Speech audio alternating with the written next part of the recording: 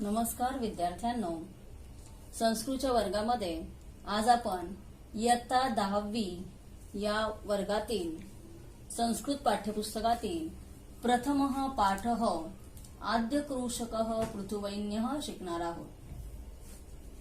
आता आद्य म्हणजेच पहिला, कृषकः म्हणजे शेतकरी, पहिला शेतकरी.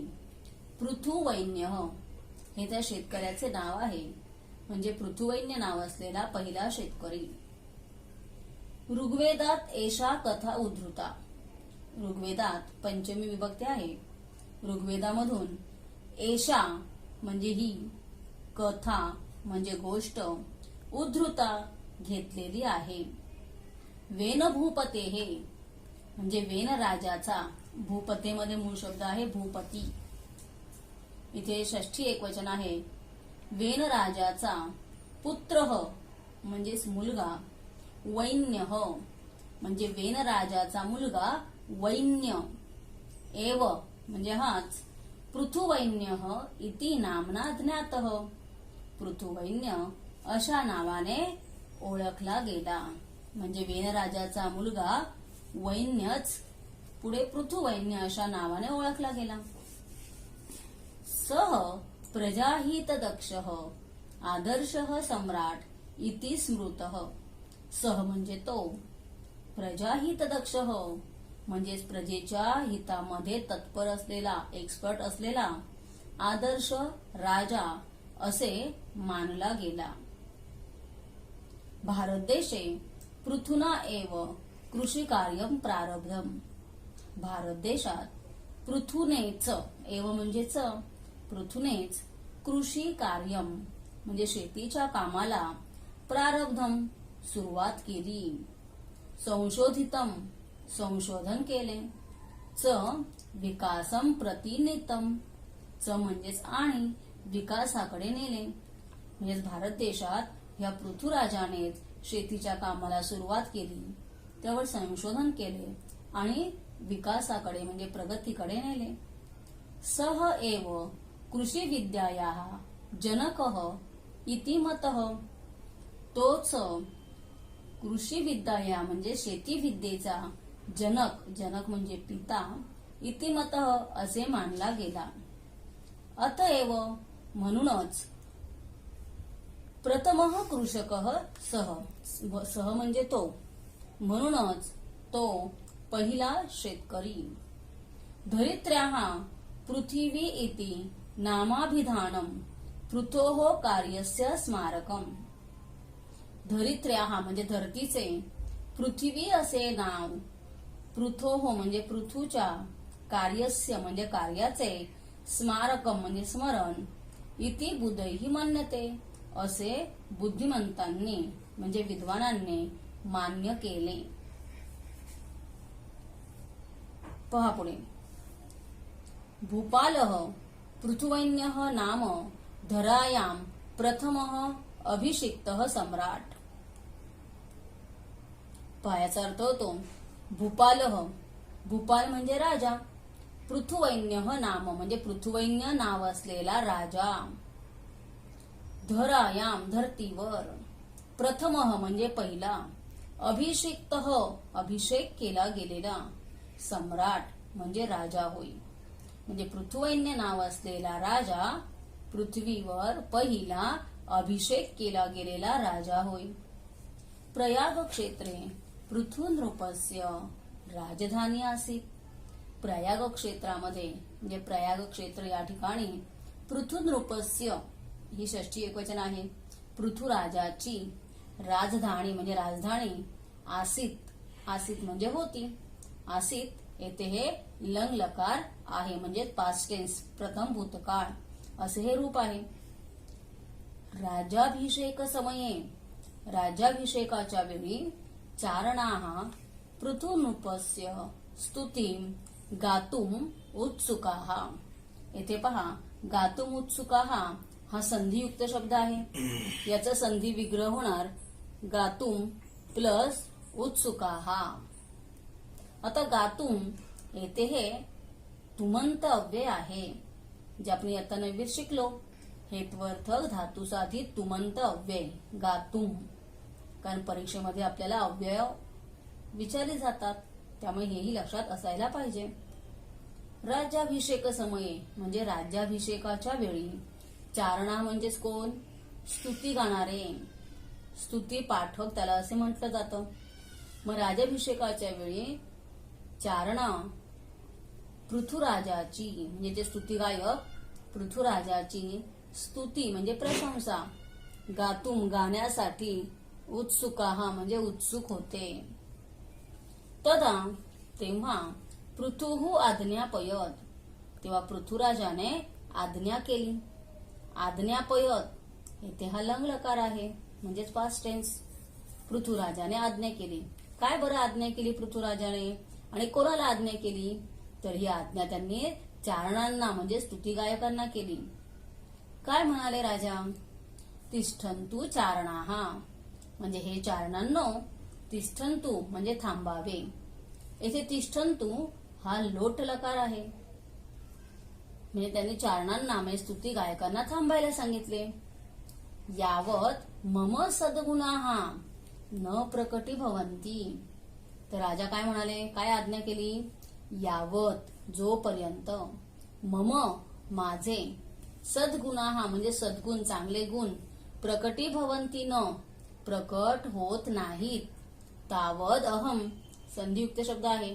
तावत प्लस अहम तोपर्यंत मी न स्तोतव्य स्तुती करण्याजोगा नाही. म्हणजे राजाने त्यांना सांगितले की जोपर्यंत माझे सद्गुण माझे चांगले गुण तुमच्या समोर प्रकट होत नाहीत तोपर्यंत मी काही स्तुती करण्याजोगा नाही. स्तवनम तू ईश्वरस्यैव भवेत. ईश्वरस्य प्लस एव. स्तवनम म्हणजे स्तुती आणि तू म्हणजे तर. स्तुती तर ईश्वराचीच व्हावी. येथे भवेत हे विधिलिंग लकार आहे. स्तुती गायकाः पृथुनृपस्य एतादृशीं निस्पृहतां ज्ञात्वा. पहा येथे ज्ञात्वा हे त्वांतव्यय आहे. स्तुती गायका म्हणजे स्तुती गायक म्हणजे चारणा. स्तुती गायक पृथुराजाची एतादृशी म्हणजे अशा प्रकारची निस्पृहता निरीच्छता ज्ञात्वा जे त्वांतव्य आहे. ज्ञात्वा म्हणजेच जाणून. प्रसन्न अभवन प्रसन्न झाले म्हणजे स्तुती गायक सुद्धा खुश झाले प्रसन्न झाले की आपला राजा निरीच्छ आहे. त्याला काही स्पृहा म्हणजे इच्छा नाहीये त्याला की त्याची उगाचच कोणी स्तुती करावी आणि हे जाणून स्तुती गायक सुद्धा प्रसन्न झाले. येथे अभवन हा लोट लकार आहे. पुढे पहा. एकदा पृथुराजः स्वराज्ये भ्रमणम अकरोत. एकदा पृथुराजा स्वतःच्या राज्यामध्ये भ्रमण करत होता. अकरोत लंग लकार म्हणजेच पास्ट टेन्स भूतकाळ. भ्रमण समये फिरण्याच्या वेळी तेन दृष्टम त्याने पाहिले. यत की प्रजाः अतीव कृशाः अशक्ताश्च. संधियुक्त शब्द आहे. अशक्ताः प्लस च. भ्रमण समये म्हणजे फिरण्याच्या वेळी. तेन दृष्टम त्याने पाहिले की प्रजा अतिशय कृश म्हणजे बारीक आणि अशक्त म्हणजे कमजोर आहे. ताहा प्रजाः ती प्रजा पशुवत जीवंती पशुप्रमाणे जगत आहेत. निकृष्टान्नम खादंती निकृष्ट अन्न खात आहेत. येथे जीवंती आणि खादंती हे दोन लट लकार आहेत. तद दृष्ट्वा येथे पहा दृष्ट्वा हे त्वांतव्य आहे. ते पाहून राजा चिंताकुलः जातः राजा चिंताकुल झाला. चिंताकुल म्हणजे चिंतातूर किंवा चिंतेने व्याकुळ झाला. दृष्ट्वा त्वांतव्य ते पाहून राजा कसा झाला? चिंतातूर झाला म्हणजे काळजीत पडला की म्हणजे आपली ही प्रजा अतिशय बारीक आहे कमजोर आहे पशुसारखी जगत आहेत निकृष्ट अन्न खात आहेत आणि हे सर्व पाहून तो राजा कसा झाला? चिंतेने व्याकुळ झाला. तदा पुरोहित अवदत तेव्हा पुरोहित म्हणाले, अवदत लंग लकार, हे राजन, हे राजा, धन धान्य आदी सर्व वस्तू जातम, म्हणजे हे राजा, धन धान्य इत्यादी सर्व वस्तू वस्तुतः खरोखर वसुंधराया उदर एव वर्तते, म्हणजे पृथ्वीच्या, वसुंधरा म्हणजे पृथ्वीच्या उदर एव म्हणजे पोटातच.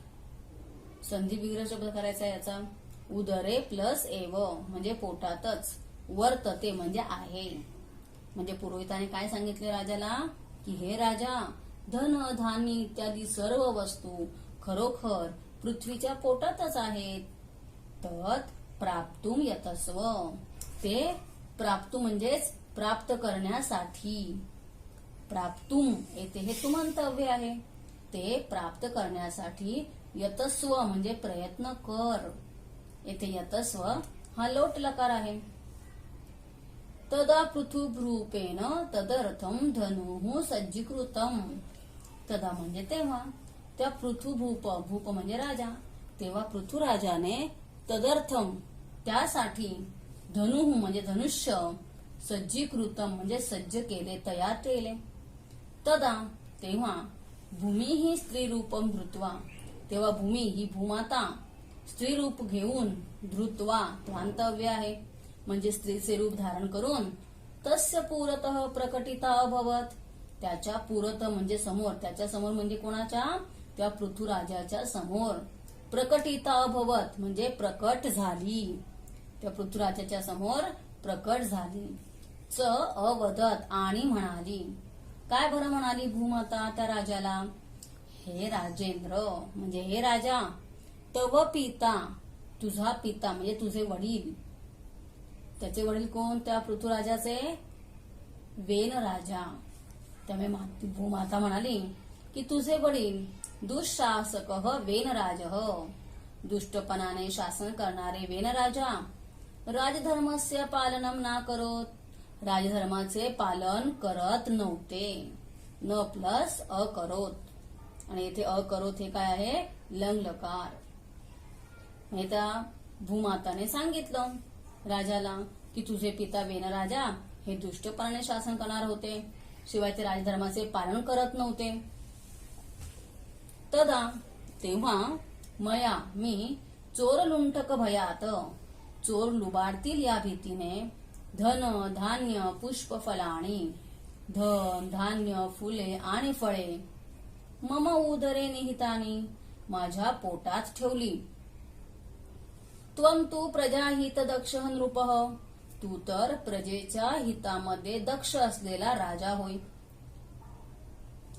यदि त्वं जर तू प्रयत्नेन कृषी कार्य करोशी, जर तू प्रयत्नाने शेतीचे काम करतोस, तर ही अहम प्रसन्ना भविष्यामी, तर मी प्रसन्न होईल.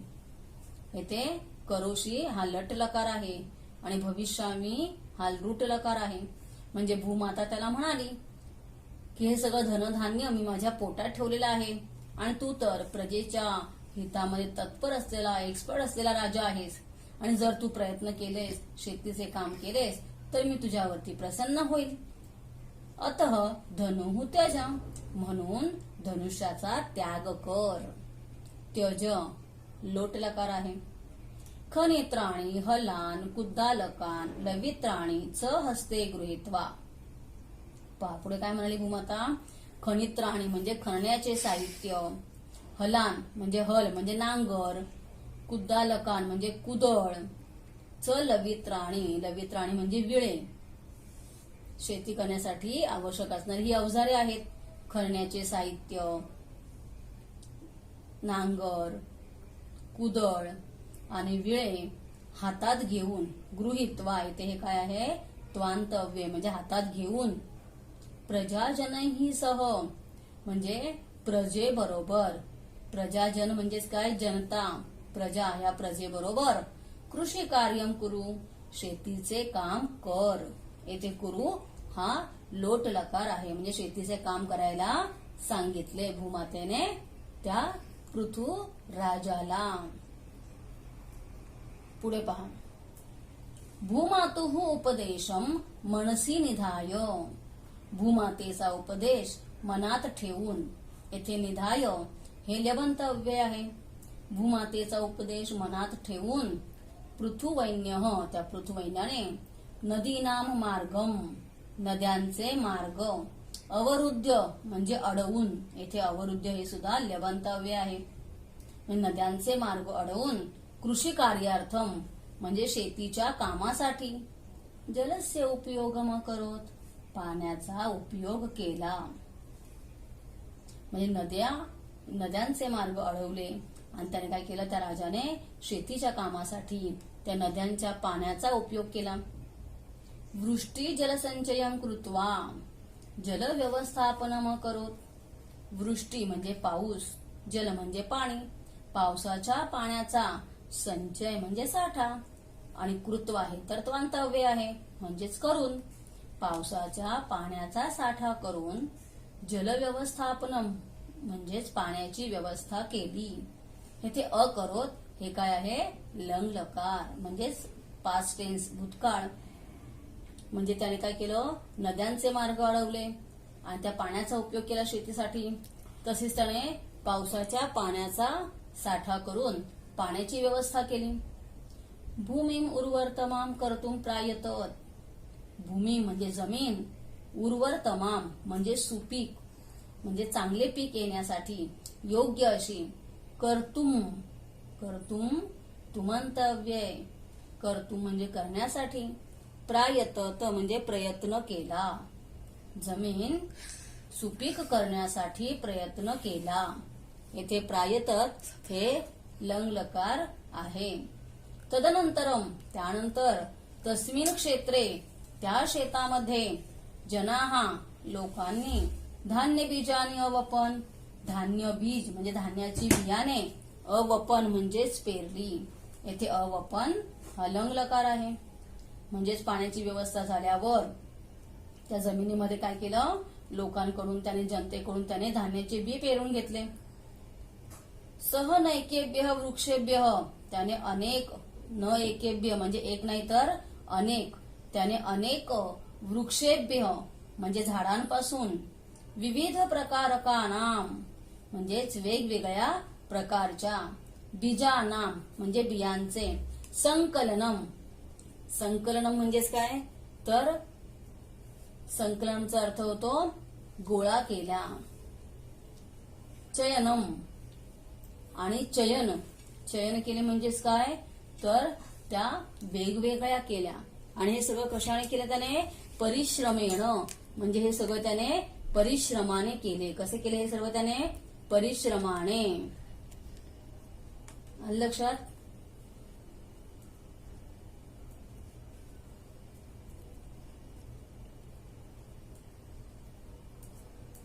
कसे केले त्याने हे सगळे, परिश्रमाने. अकरोत म्हणजेच लंग लकार. म्हणजे राजाने काय केले, अनेक झाडांपासून त्याने वेगवेगळ्या प्रकारच्या बिया संकलन केल्या म्हणजेच काय तर त्याने त्या काय केल्या, गोळा केल्या. बघा त्याने काय सांगितलं, ते बीजांचे त्याने संकलन केले आणि नंतर त्या काय केल्या तर त्याने त्या पृथक्करण म्हणजे वेगवेगळ्या केल्या. अनंतरम नंतर बीजानाम संस्करणम कृत्वा त्याने बियांचे काय केले, बियांवर संस्करण म्हणजे संस्कार केले. त्या बिया पेरण्याजोग्या बनवल्या. नाही त्या बियांना त्याने मध किंवा त्याने आणखी त्या बियांना शेण म्हणजे असं हे लावून त्या बी पेरण्यास योग्य बनवल्या. कृत्वा प्रांतव्य आहे. आणि वपनम अकरोत म्हणजे पेरल्या. वपन म्हणजे पेरण्याचे काम केले. ते अकरोत हा लंग लकार आहे. म्हणजे त्याने 4 गोष्टी केल्या राजाने. एक तर त्या बियांचं संकलन केलं, नंतर चयनम केले, संस्करणम केले आणि शेवटी वपनम. पर्जन्यानंतर म्हणजे पावसानंतर बीजेभ्य अंकुरा उद्भूता म्हणजे त्या बियांपासून काय झालं, अंकुर उद्भवले म्हणजे अंकुर फुटले. पाऊस पडल्यानंतर त्या बियांमधून अंकुर फुटले. धान्य लाभेन सर्वे प्रजाजनाः संतुष्टाः भवन आणि धान्याचा लाभ झाल्यामुळे सगळी जनता संतुष्ट झाली, प्रसन्न झाली. इथे अभवन हा लंग लकार आहे.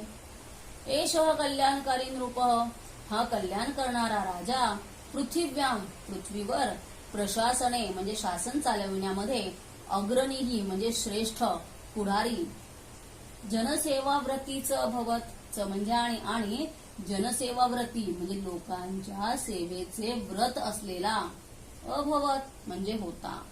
म्हणजे हा कल्याण करणारा राजा पृथ्वीवर शासन चालवण्यामध्ये श्रेष्ठ आणि लोकांच्या सेवेचे व्रत घेतलेला होता, असा हा पृथुराजा.